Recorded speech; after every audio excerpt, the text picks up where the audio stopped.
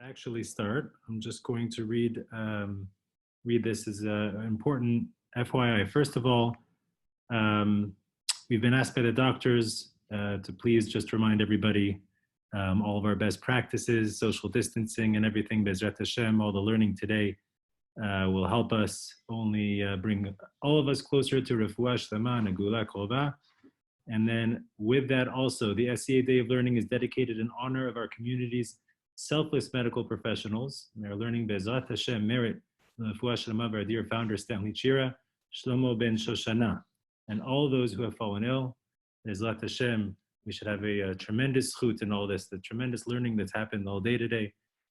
It's really, really inspiring. Bezrat Hashem, all of you should have a zchut that you're spending your days learning Torah as we get closer and closer to Chag Pesah. With that said, the title of today's shiur is not so much a shiur. We're thinking that everybody's going into a unique Seder, and obviously it's very possible, it's plausible that your tables today are going to look a little bit different than they have in other years. But nonetheless, the ultimate mitzvah of the Seder is V'higadeta lebincha, that you're supposed to be able to share Divrei Torah about the Haggadah. And it says that the more that you do that, harei ze meshubach, the more we have to share, it's more meshubach. So Bezrat Hashem, if you want, you can take out a notepad. My goal today is to give as many short Divrei Torah that you can share, ideas that you could share at the table, Bezrat Hashem, that will hopefully enhance your table. So I'm really just going to go. And then if you have questions, you can feel free to put them in the chat to me, Bezrat Hashem, or you could just raise the hand. Hopefully I'll see you. I'm going to also share my screen. And when time's up, I'm just going to stop the Divrei Torah there. Bezrat Hashem. Okay. So the very, very first one, let me just screen share here.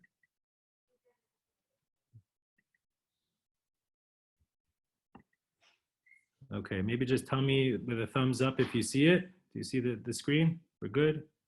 Okay. So the very first of our Torah, the very first idea, it's a nice short idea, right? We have a theme in the Haggadah over Pesach. We have a theme of cherut, of being b'nei chorin, of being b'nei melachim. And this concept of being free is interesting because you could find it in every single part of the Haggadah in a very different way. What I actually found this year is you could even find it before the Haggadah begins in B'dikat Chametz, in the Rambam. In source number 1 here, right in front of you, you'll see that we have a mitzvat aseh min haTorah. We have a mitzvat aseh lehashbit hachametz kodem zman isur achilato. Right? Lehashbit is where we don't actually. The Torah doesn't call it b'dikat chametz. It's called hashbatat chametz. What's hashbata? The shor Shabbat. What does Shabbat mean? To end. Right? You have to not have chametz in your home before Pesach. Now the Rambam in Halacha Bet here in the first source says, how do you do b'dikat chametz? How do you do bi'ur chametz? He says, Umahi hashbatazu hamura b'Torah. How does he answer that? He sheyevatel hachametz belibo v'yachshov oto ke'afar. You have to nullify it in your heart and in your mind. This is a tremendous chidush. Only in Halacha Gimel does he then say, Umidivrei sofrim lachapesach hachametz b'machbaot u'vachorim. That you actually have to physically go around your house and start to clean and look for chametz. But really, the Rambam teaches us that the actual halacha of bitul and biur chametz is something that happens where? In your mind. It's a machshava. Try to think of another mitzvah in the entire Torah that the entire action of the mitzvah happens in your mind. I don't think you could do it. I don't think we have another mitzvah in the entire Torah that is just a thought, right? That it in of itself can be accomplished just with a thought. It's a very, very powerful idea here. And I think that it very much connects to this concept of being a ben chorin. Because being a ben chorin, I don't know how many of you had the opportunity this week to hear Natan Sharansky speak. He spoke about what it meant to be in a Russian prison for 8 years. What it means to be a free man when you're physically enslaved, right? That in Judaism, being an Eved is not a state of physicality, but one that is controlled in our minds and in our hearts, right? To be a ben chorin is something that is my own choice and my own emunah and my own da'at. And I think we see that from the very first mitzvah in Pesach, and B'dikat and Bi'ur Chametz, that the idea of having chametz or not having chametz, yes, of course, we have a physical manifestation of it, but really the ultimate level of getting rid of chametz is something that we control in our minds, right? And that's a very big chidush, I think, in the Rambam that we sometimes miss, right? We could spend our whole month before Pesach cleaning our homes and not take a moment to think about what it means to be meve'er l'chametz in our minds and in our hearts. Of course, we know that the idea of chametz in not just in Chassidut, but in Halacha too, has a double meaning, right? We know that chametz often is not just a physical manifestation, but really chametz also represents the Yetzer Hara and the Chata'im. So I'll tell you the second Var Torah on the Bdikat Chametz while we're on it for a second. The Vishnitzer Rebbe, the Rebbe from Vishnitz, his students once asked him, you know, when you finish looking for the chametz in your home, the candle that you use, you have to throw out as well into the biur chametz to be burnt as well. They said, why do you have to throw out the candle? You don't have any hashash chametz in the candle. The candle obviously had no chametz. So why do you have to throw out the candle? Why do you have to burn the candle? And he looked at his students and he said, this candle, its sole purpose in the world was to look for chametz in another Jew, in another Jew's home. Anything in the world whose manifestation is to just look for chametz, to just look for the bad, just look for the negative in another being, in another home, that should be burned as well, right? Only the Vishnitzer Rebbe can give that type of Torah, but what a powerful message, right? The focus of the Vishnitzer Rebbe was always to see the good in every Jew, to see the good in every Yehudi. And he said so powerfully that the purpose of this candle was really just to have chametz, to look for chametz. He said anything whose sole purpose was to do that should be burned in the biur chametz as well. Okay, we're going to move along now from the bdikat chametz. If you have questions, you can put them in the chat. Okay, moving on now to Kadesh. So Kadesh is the very first part of the Seder, and in the Kadesh, there's actually an interesting halacha that's brought down in the Gemara. I actually didn't put it on this sheet, but it says that in the Kadesh we actually have the mitzvah to make the bracha of the kiddush. Rabbi Yirmiyah says mitzvah letzet beyayin adom. You actually have to use red wine. There's a machloket amongst Faradim about what type of red wine. Is it red wine that's mevushal or not mevushal, right? The Rambam says you always have to use not mevushal wine. In fact, I, as a Temani, I use only non-mevushal wine every Shabbat because the Rambam holds that you can only make kiddush every Shabbat on non-mevushal wine. Why? Because that's the wine we used in the Beit HaMikdash on the Korbanot. You could only use non-mevushal wine. So there's a lot of discussions in the Gemara about why we use red wine, but the Or Zarua, a halachic giant, on the side of the Shulchan Aruch, says something very, very unique, very special, I thought, about the yain adom, about the red wine that we use at the Seder table. And he says, I'll read it from inside for you. He says, Zecher ladavar shahaya par'o shochet tinokot. They were remembering that Par'o would kill the babies. What's his chidush here? What's he trying to teach us here? The yain adom is coming to remind us the blood of those Jews that are not sitting with us at the table today. Right? And I thought, what a powerful message, especially this year, as we're sitting here in such tumultuous times, such unnerving times. You know, thinking about us celebrating the entire Haggadah focuses on our Yetziat Mitzrayim and how we made it through, and how we're all sitting here celebrating it. But to start off the Kadesh, to start off the Kiddush, the very first Kiddush that's going to kick off the Seder, he says, take a moment and in your Kiddush, remember all those Jews that didn't make it to the Seder table tonight. From the very first ones that Paro put into the Nile River, all the way back in Mitzrayim, to those that didn't make it out of Spain, or from Poland, or from Russia, or from wherever they were, all those Jews that didn't make it to the Seder table, we're actually taking a moment right now, he says, Dafka Yain Adom, that even if your white wine was more meshubach, even if your white wine was more expensive, the very first Kiddush, we take a moment to remember all the Yehudim that didn't make it, and we say L'chaim to them and a Kiddush for them.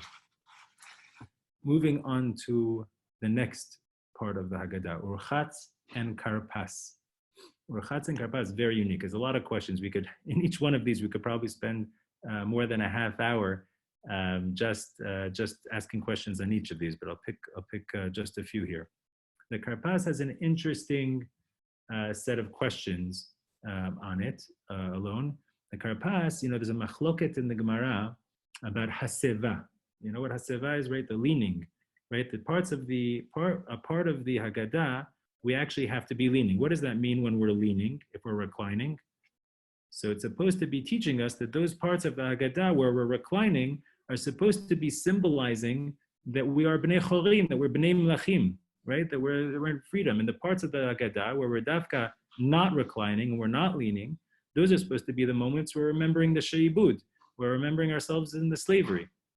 So there's two questions that are asked on the karpas.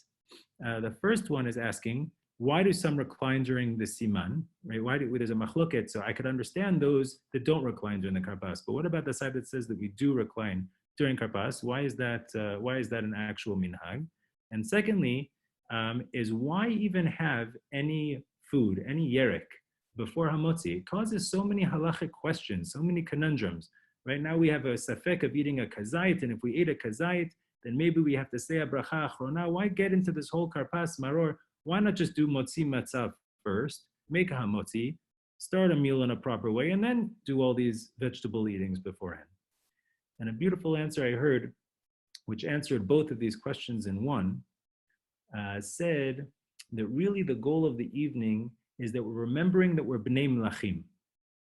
And if you think of yourself as bnei melachim, he gave a good mashal. He said, Rabbi Chisda in the Gemara, Rabbi Chisda was a very, very special Amora. Rabbi Chisda was at one time in his life, for the majority of his life, he was poor, and then he became rich. And it told us that when he became rich, he still had a lot of minhagim he did from the time of his poverty. And what was the minhag that he would keep? He would never eat an appetizer before a meal, right? He would never eat an appetizer before he would get to the main course. Why? Because when he was poor, he couldn't even imagine having food before his main meal. He didn't even know if he was going to have a meal. So because he didn't even know, he used to pray day and night just to have a meal, that to him it was preposterous, even though he had the money today, to think of having some vegetables before the meal that are only going to serve as an appetizer, to broaden his appetite before the main course. He couldn't imagine, couldn't fathom such ideas. So to him at this time, he said, those minhagim, those are for bnei melachim. Those minhagim, they're just for the royalty. We don't do such things. So based on that Gemara, some people would like to answer that that's why certain Jews, they say, no, karpas is not about remembering the slavery. Even though, yes, they tell us since we're in kindergarten, you dip it in the salt water, remember the tears. He says there are those that hold that karpas is dafka to remember that we eat appetizers tonight. Why? Because we're bnei melachim. And that's why you have to have it before the matzah dafka, because it's an appetizer. Right? We're eating an appetizer tonight, and we're going to do it behesevan, we're going to recline tonight, dafka because we're bnei melachim tonight. We're remembering that we are bnei chorim, bnei melachim.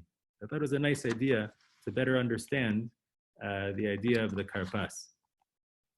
Okay, so that was Urchat's karpas. Now we're getting to magid. So magid is really the crux of the whole Haggadah, right? The magid is a very, very, is probably the most important part of the Haggadah.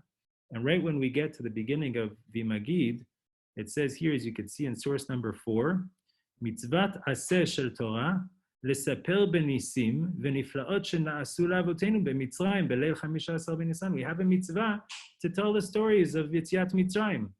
What's the obvious question on this? The question is, hold on a second. We have a mitzvah to do this every day, right? We have 10 things that we're supposed to remember every single day. One of them is Yetziat Mitzrayim. And how do we accomplish this in Yetziat Mitzrayim? How do we accomplish this every day? So we say that in Shema we do it every day, on Shabbat we have it in Kiddush. So what's so special about tonight that we're talking about, oh, tonight you have this mitzvah? And I think that a beautiful verbiage of it, other than the Rambam, is given by others as well, that tonight is not just about remembering Mitzrayim, tonight is about living Mitzrayim. Right? Tonight, we're actually going to go into Mitzrayim. Tonight, it's a whole different life that we give it. We're going into Mitzrayim and we're going to be slaves. And we're going into Mitzrayim and we're going to get to the Eser Makot. And tonight, we're going to walk through the Shirat Hayam. And we're going to, the importance of tonight is the Avka to separate between just talking about Mitzrayim like we do every single day, and to remember that tonight we're spending time, Be'ezrat Hashem, living through Mitzrayim. I think that's a very important ha'ara to give at the table, is to stop it for a second and say, remember that we have this mitzvah every single day. So tonight has to look different. I know we don't have many such customs in our Taimani culture, but this one goes back over 1,100 years, where the kids would all get dressed up as slaves and they would walk into the house, and there's a whole skit that we're supposed to be saying the same words we've been saying for all these years, where we actually make sure that we're going through it. I think that there's something to be said about that this year more than ever, right? I think more than ever, we're sitting in a time period right now where we're thinking about some freedoms that we haven't had. There's a lot of freedoms that we're used to having. I know that I was just speaking to my family in Eretz Yisrael, and they're not even allowed to walk more than 100 meters out of their home. And they're not going to see certain things and be around certain things. And everybody's feeling quarantined, whether they're actually in quarantine or not in quarantine. We're stuck. And there's certain freedoms that we're used to having that we're not going to have this year. And Be'ezrat Hashem, I think there's a moment here to be said, hey, kol echad, every single one is chayav adam lirot et atzmo ki'ilu yatsa mitzrayim. Let's take a moment and live it, right? And every generation, not that we're trying to compare ourselves to these generations and the trials and tribulations that they've gone through. But in our generation, this is for sure the closest I've ever felt to having any of my liberties taken away. So we really have to make a point at our tables to do our best to live Yetziat Mitzrayim and the Magid. And from here, I'm going to go really to Daled Banim, to the questions of the four sons. So in the questions of the four sons, as you see here in number 5, it says, Baruch HaMakom Baruch Hu, Baruch Shenatan Torah La'amo Yisrael Baruch Hu, Keneged Arba'a Banim Dibra Torah, Echad Chacham ve'echad Rasha, Echad Tam ve'echad She'eno Yodea Lish'ol. So on this we have a bunch of questions. There's a lot of questions we have on these four sons, right? And the way that it's said. The first question I'd like to ask is, why are we numbering the sons in such a peculiar way, right? Why are we, there's many ways we could have numbered these sons, right? The first one we could have said is, Echad Chacham, Sheni Rasha, Shlishi Tam, Revi'i She'eno Yodea Lish'ol. You could do 1 through 4. Or we could have just said, we had 4 sons, Keneged Arba'a Banim Dibra Torah, Chacham, Rasha, Tam, She'eno Yodea Lish'ol. You have 4 of these sons, and there's no numbers, but to say Echad Chacham, Echad Rasha, Echad Tam, Echad She'eno Yodea Lish'ol sounds very peculiar. Why say 1 for each? The second question I want to ask is, where did they get these 4 sons from? The 4 sons come from somewhere. They're from Psukim in the Torah. And if you look closely at the Psukim in the Torah, you have the Chacham, who's all the way in Sefer Dvarim, versus the Rasha, the Tam, and the She'eno Yodea Lish'ol, who are all in Sefer Shmot. How did the Sefer Dvarim get ahead of all the other ones in Sefer Shmot? Why does the Chacham get to be first? The third question I'm going to pose is, what's the significance of Baruch HaMakom Baruch Hu, Baruch Shenatan Torah La'am Yisrael Baruch Hu coming right before the 4 sons? Why do I need to say those statements before we say the 4 sons? And lastly, the last question, and we're going to answer these 4 as the final 4 questions of these Divrei Torah, is the focus of the 4 sons seems to be on one son in particular, right? The whole Haggadah is built on V'higadeta levincha, which is the answer we give to which of the 4 sons? The She'eno Yodea Lish'ol. Why is the She'eno Yodea Lish'ol such an important son next to the other 3 sons in the Haggadah? Why do we focus so much on his back and forth throughout the Haggadah? So those are the 4 questions that I'd like to pose here. So a question I usually pose to my students often is, I say to them, when you're sitting at your table and you have your 4 sons sitting around, you have your children sitting around, you say to them, okay, the 4 sons, what do they each look like? I always say to them, you ever have these pictorial Haggadot? You have a picture of what the Chacham looks like and a picture of what the Rasha looks like in the Tam. So I always say to my students, what does the Rasha look like? And they always like to make jokes, it looks like him, and they point at each other, I'm the Chacham, he's the Rasha. I always say, like in the pictorial Haggadahs, they always have like, this one has like a chain wallet or a spiked hair. I always tell them that if it's an Israeli Haggadah, you know it because he also has a cigarette in his mouth. But those are some of the differences, right? So the Chacham, the Rasha, the Tam, what's really, what do they look like? We always assume that the Rasha is somebody else and the Chacham is me. So the first nice vort, the first nice Dvar Torah that I'll give you on this is a beautiful answer I once heard from my father. I can't remember who he quoted, but he said to me once, he said, if you think about it, these 4, they exist in every single one of us, right? The Chacham, the Rasha, the Tam, She'eno Yodea Lish'ol, they're really all talking about one child. But he said deeper than that, right? He said deeper than the fact that the 4 of them, they're really one child. He said, it's hinted to you in the words themselves. He said, first of all, they said, echad, echad, echad. All of them, all four of these, it's hinted in the fact that he keeps saying that they're one. They're one, one, one, one. They're all really talking about one ben, one son. And he said, if you look even deeper than that, it's hinted in the fact that the echad, if you look at the word echad, it's gematria. If you know the gematria of echad is aleph is 1, het is 8, dalet is 4. So that's 13. So the word echad is 13. If you do it 4 times, echad, echad, echad, echad, 13 times 4 is 52, ben. So if you take echad 4 times, it still equals 1 son. It says that the Baal Haggadah is coming to hint to you, we're all 4 sons. Stop looking at each other and pointing fingers, I'm the Chacham, he's the Rasha, he's the Shenadeh Lishal, and so on.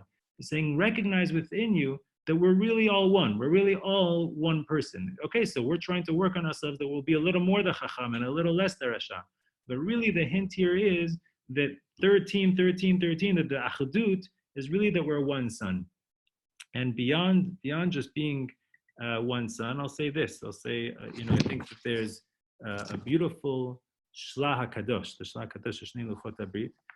He says it actually on the pasuk that I just scrolled down to in Sefer Mishle, in the same light. He says this question in Mishle. It says, Al tochach letz pen nisna'eka hochach lechacham v'ye'ahaveka. It says, don't rebuke a letz, right? A shovav, right? A kid who's causing all sorts of balagan, right? Pen nisna'eka. Why can't you rebuke him? He's going to hate you for it. Hochach lechacham, rebuke the chacham v'ye'ahaveka, and he'll love you. So he asks, obviously on this, the Shlah says, what does that mean? Don't rebuke the letz. The letz is the one that needs the rebuke, and I'm going to rebuke the chacham. The chacham is the one who doesn't need any rebuke, so why am I rebuking him? Of course I need to, how am I going to get anything done? How am I going to be effective here? He says, is again, same answer. It's not referring to 2 different children. It's referring to the same child. I could tell you as an educator, I see this all the time. It's about how you give rebuke to your children. You want to give rebuke to your child and you want it to be effective, you have to refer to him. He has to see in your eyes that you see him as a chacham. If he sees in your eyes that you see him as a chacham, he'll be able to receive your rebuke. If he sees in your eyes that you think he's a shovav, he's done. So he says that this pasuk is not referring to 2 different children. It's referring to the same child. If you look at him like a letz, he's going to hate you for the tochacha. But if you say to him, hey, Tzaddik, I noticed that every single kid that walked by that piece of garbage didn't pick it up. But you're the one who saw the garbage. You threw it out. Now come, let me put my arm around you. Why aren't you in class on time, right? Right? So that whole idea, that ahava, is the chokhmah. Says the Shlah Kadosh, that's why the chacham is the first son in these 4. It's not because we're talking about one child. But the chacham has to be first, because anytime you're talking to your children, they have to see in your eyes that you see them as a chacham first. I know that you have a rasha and a tam and a shenadeh lishol inside of you. But when I see you, and when you're looking at me, Abba, or Ima, or Saba, or Savta, or whoever, when you're looking into my eyes, what do I see in your eyes? What do you see of me? That's a very, very important quality in chinuch in general. We're all mechanchim. We're all educators. It's important that we remember that Baal Haggadah is hinting to us, remember that although they're all one child, there are some people that children say, I can't listen to them. And I can't listen to them. Why? Because when they look at me, they don't actually believe in me. I always say they think that young children don't know this, but young children just don't know how to articulate it. They see it the clearest. Young children always tell you which teachers believe in them and which teachers don't believe in them. They know it. They know it because they could see in our eyes which ones of us see them as a chacham first and which of them see the others first.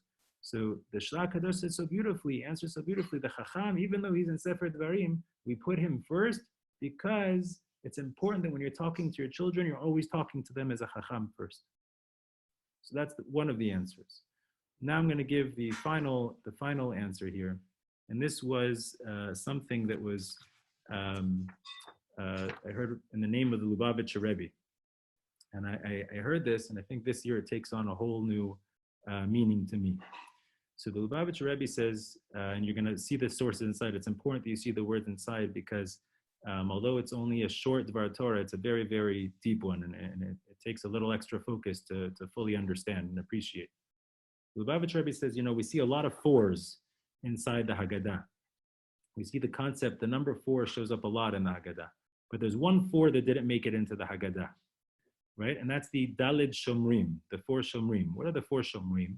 In Sefer Vayikra and in the Gemara, we learn a lot about the 4 types of watchers, right? The 4 types of, in the world of damages, we have 4 types of watchers that there can be. If you see here in source number 7, these are the names of the 4 watchers. Shomer Chinam, Shomer Sachar, Socher, and Shoel. What are these 4? The Shomer Chinam means if I have a bike and I want my friend to watch it for me. So I say, AB, can you watch my bike for me? And he says, sure, I'll do that for you, Yahel. He's watching it for me for free. I'm not paying him. There's no monetary transaction. That's called a Shomer Chinam. Shomer Sachar is where I'm saying, AB, can you watch my bike for me and I give you some money to watch it? That's called a Shomer Sachar. A Socher is now when he's going to lease me the bike. And a Shoel is when I'm actually going to borrow the bike. So again, there's no money, right? When I'm borrowing something, I'm borrowing it, and it's the flip side of the bike, the transaction. I'm getting the bike, and I'm not actually paying. I'm just borrowing it. There's no monetary transaction that's taking place. Now listen to what the Vayikra says about this 4 and how the Rebbe is going to connect this back to Pesach. It says, hopefully you can see this in source number 8 in front of me. So he's now borrowing. Yish'al, he's the Shoel. He's borrowing the bike from his friend. Venishbal omet. And now it either, if it's an object, it broke, or if it was an animal, it died. What happens? Ba'alav einimo, shalem yishalem. He's not with him. You have to pay for it. What does Rashi teach us on this? He says, Ba'al lamed, if you see in source number 1, shehu chayav be'onsin. The ones, even if it wasn't his fault, it wasn't my negligence. I borrowed the bike. I literally walked 100 meters down the road and it just fell apart, not to do anything with me. But Rashi is teaching us from this pasuk that I have to pay for that bike regardless, even though I did nothing negligent to the bike, because I was a borrower of that bike, I have to pay for the bike. That's the din of a borrower. A borrower has to pay no matter what. Now listen to this next piece. The next pasuk, this is the hard one. Im be'alav imo lo yeshalem. If the owner is with him, he does not pay.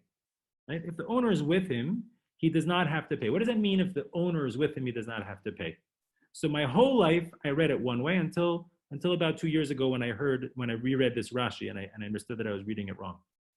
It says, if the owner was with him, he doesn't have to pay. My whole life, I thought that to mean that if the owner was with him when the bike broke, right? Meaning I borrowed it from AB, but we're walking down the street together. We watched it break together. And he says, okay, I was right here. I saw that you did nothing negligent, so you don't have to pay. That's the way I thought I was reading the pasuk. But if you look here, as I'm scrolling down, the source number 10, Rashi says, no, you're reading it wrong. He says, im be'alav imo, if the owner is with him, it says, bein shehu be'otam lacha, bein shehu be'macha acheret, haya imo bish'at she'ela. These are the keywords. Haya imo bish'at she'ela. What does that mean? Haya imo bish'at she'ela. He was with him at the time of borrowing. If the person was with him at the time of borrowing, then he doesn't have to pay. Hold on a second. What does that mean?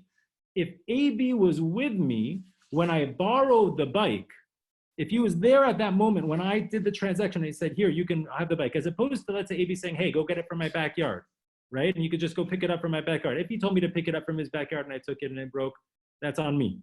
But if AB was there at the moment of the transaction, then I'm forever patur, I'm forever exempt if it broke after a borrowing. It was a mind blow to me.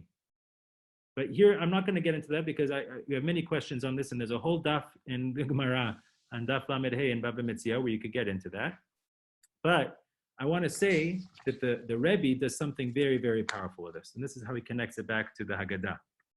Right? He says the man, the human is made up of two things. Right? He's made up of a guf and a neshama. Right? So the guf, right? The guf, the physicality, the physical body, where did that come from? From Abba and Ima. Abba and Ima brought me into the world. They brought me as a guf into this world. Where did the neshama come from? Because the neshama came from Shemaim, from Hashem. He says, hold on a second. The neshama that I have, the kirbi, that I have inside of me, what geder is that under? What shomer am I? Am I a shomer chinam? Am I a shomer zachar? Am I a socher or shoel?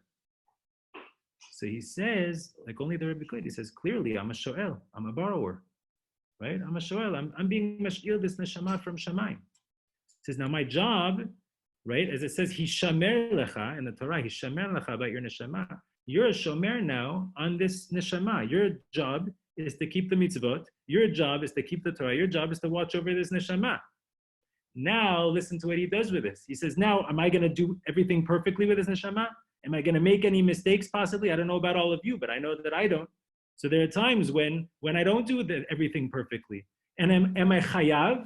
So he says, according to Rashi, look, even in a case of honest, I'm chayav. Even if it's not my fault, I'm still chayav. Except for one thing, this big chidush that Rashi teaches. If your be'alim, if your owner is there at the time of the transaction, what does that mean, the time of the transaction? When do we get our neshama every day? We get our neshama every single day in the morning when I wake up. And what is the very first thing I'm supposed to do when I wake up in the morning? I'm supposed to say, Modeh ani lefanecha melecha v'kam, about the neshama, she'echzarta bi, the neshama. If I'm able to start every single one of my days saying that my be'alim, my owners are with me and they're present, then I have the ability to say that I'm patur. Then Hashem says, I'm okay with it. If you start every day realizing and recognizing and acknowledging that you are not in control of your day, and that your owner, your be'alim, your master in front of you, that is who's controlling your day. That you know that you turn to him in all these times. Then even if later on in the day when you lose a little bit or you forget a little bit or you slip up a little bit, something doesn't happen, it's okay, you're patur, because you're in the right place. If you make sure that your be'alim are with you, if you make sure to say Modeh ani in the morning in that proper light, then be'ezrat Hashem, then you're able to. But if you don't, if God forbid you think that you're running your life, that you think you're in control, that you think that you don't need a be'alim and that you're the be'alim, then you're chayav. Then you're a shadas chayav. So the Rebbe says, you know what a she'ino yodeh lish'ol is? You know who the fourth son is? Not she'ino yodeh lish'ol doesn't know how to ask a question. She'ino yodeh ech liot hasho'el. He doesn't know how to be a borrower. He doesn't know, not lish'ol is in terms of asking a question. Lish'ol means he doesn't know how to be a sho'el of his neshama from Shamayim. He doesn't recognize, he doesn't acknowledge that it's all really coming from Hashem. He doesn't recognize that he's not the one running the show. How powerful it is. Now I understand why the She'ino yodeh lish'ol is the most relevant of all the sons. Who isn't a She'ino yodeh lish'ol? Who doesn't relate to him? Who doesn't relate to the idea that he's really the sho'el? So the Rebbe, and only the way that he could, reminds us that in times like these, I mean, can it ever be more relevant? I don't know about your lifetime, but in my lifetime, I've never felt less control over the situations in the life that happens around me. I feel like there's nothing that I'm in control of. Hashem is showing us if there's ever a message that I could take out of the times that I'm living in, it's that he's telling us, wake up, you're not in control. You're not even in control of going to your Beit Knesset. You're not even in control of your own Torah learning. You're not in control of anything. When we recognize and we acknowledge who's really in control, and we start every day when we say Modeh ani with a different level of kavanah, and we recognize that you're the be'alim, Be'ezrat Hashem, we will recognize that Be'ezrat Hashem, that will lead to our own personal ge'ulah, but also Be'ezrat Hashem, the ge'ulah of Alam Yisrael, and we'll see a tremendous Refuah Shelemah to all those that are in need of it. Be'ezrat Hashem, we'll see a tremendous amount of ge'ulah. You know, every morning we're waking up, every morning right now, we're not saying Tachanun. Why are we not saying Tachanun? Because it's the month of Cherut, it's the month of redemption. So Be'ezrat Hashem, through our tefillot, through the extra kavanah that we're all having right now, through the tremendous amount of Torah learning that we're having right now, and these great opportunities, Be'ezrat Hashem, we'll see a gula krova. Be'ezrat Hashem at all of our tables this coming Pesach. We won't be doing them in our homes. We'll be doing them in Yerushalayim, Yer HaKodesh, B'mara B'yameinu. Amen. Ela Tov.